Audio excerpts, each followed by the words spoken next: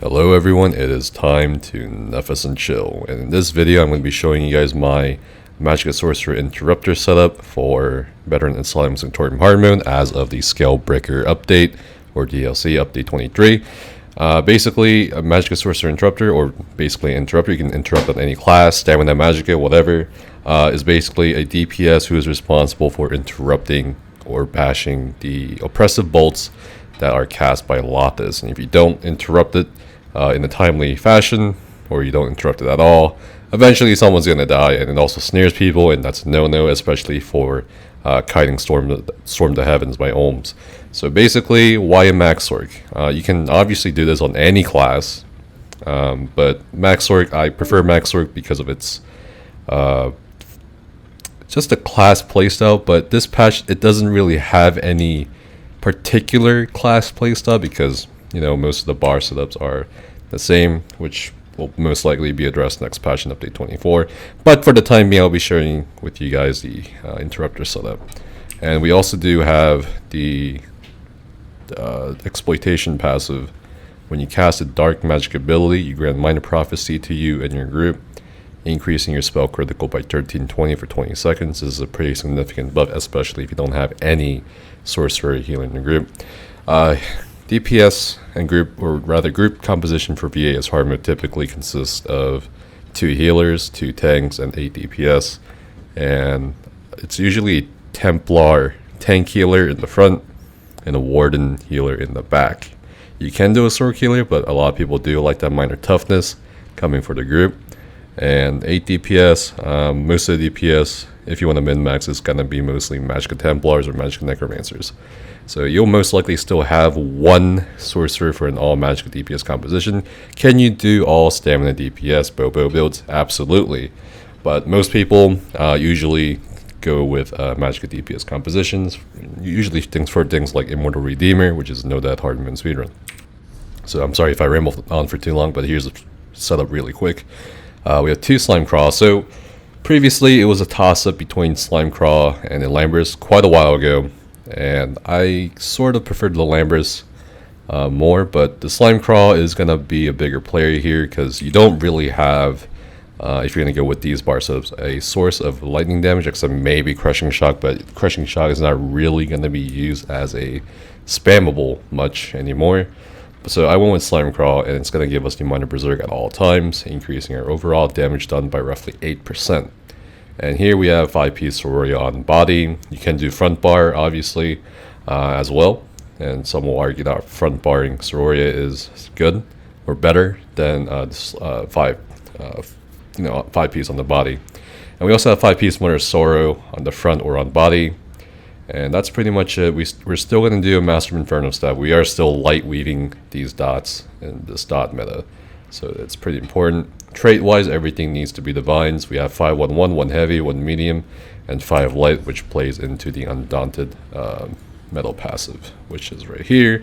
Gives us 6% more max stats. That's 6% more max health, 6% more max health, stamina, and magicka. Food-wise, we're going to have Artean Pickled Fishbowl, as it does give us slightly more max health and so forth, or max magicka and so forth, than the typical buy-stat food. So it's really up to you if you want to use either one. Doesn't really make too much of a difference. It just gives you maybe a few hundred more health and a few hundred more magicka. So really, if you want to min-max, go with Artean Pickled Fishbowl. And for his pots, you can obviously eliminate the major sorcery component from any pots you want to buy and just get potions that have major prophecy and restore max magicka. And that's pretty much it for your food and stuff. For the Mundus Stone, it's going to be the Shadow. A lot of people do ask me, would you still run like 5-piece Mechanical Acuity with the 3-piece Willpower and the Assaulting Destro Staff? You can, but it's like the Mechanical Acuity procs off of mostly direct damage, and again, it's like a dot kind of meta, so it kind of sucks. So I mean, you can do False God or Sororia. Most of you will probably have an easier time doing False God over Sororia, because Sororia does require a bit more attention to where your circle is and so forth.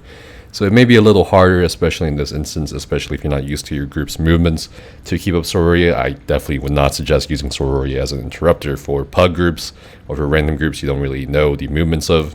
So definitely 5 False God is also a consideration for your interrupter setup. And of course, that whether you're a high elf or an alt, this character is Breton. Whether you're a high elf or a Breton, you'll be fine with either setup in terms of sustain. And that's pretty much it for the, again, traits wise on jewelry, it can be 2 bloodthirsty, 1 infused, 2 infused, 1 bloodthirsty, whatever.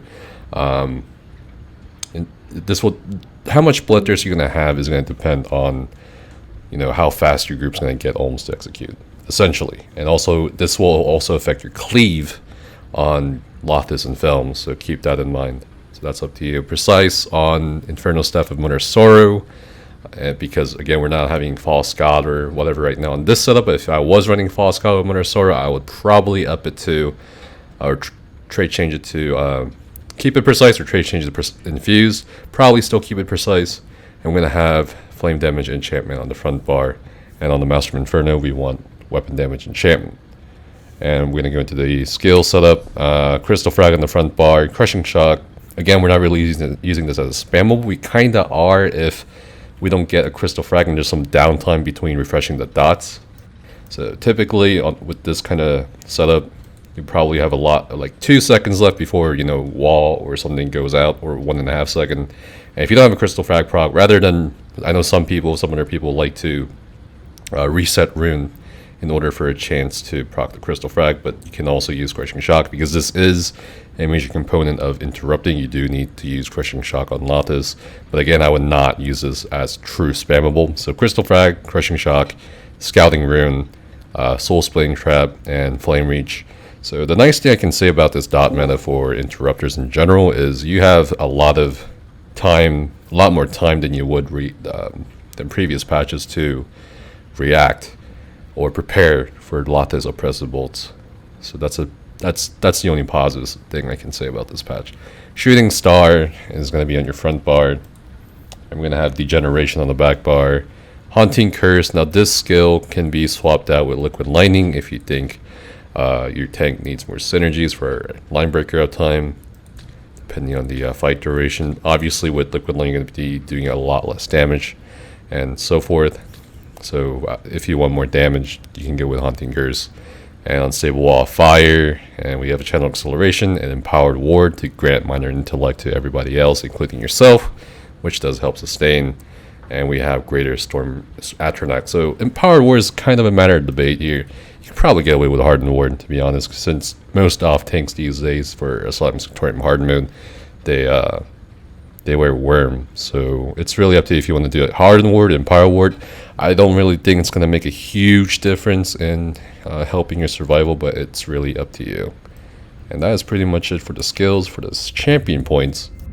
For Red Tree, I have the exact same thing on my Discord and my website: 81 Ironclad, 81 Spell Shield, 44 Thick Skin, 64 Elemental Defender. For the Green Tree, 16 into Sprint Train and Bashing Focus, 64 Arcanine, 64 Tenacity, 51 Tumbling, and 59 Shadow Ward. For the Blow Tree, we got 56 Elfborn, 56 Elemental Expert, 20 to 23 Spell Erosion, and we have 16 Staff Expert, 44 Master at Arms, 75 Thaumaturge, because again, it's a mostly dot setup, and why not get the Off Balance perk, right?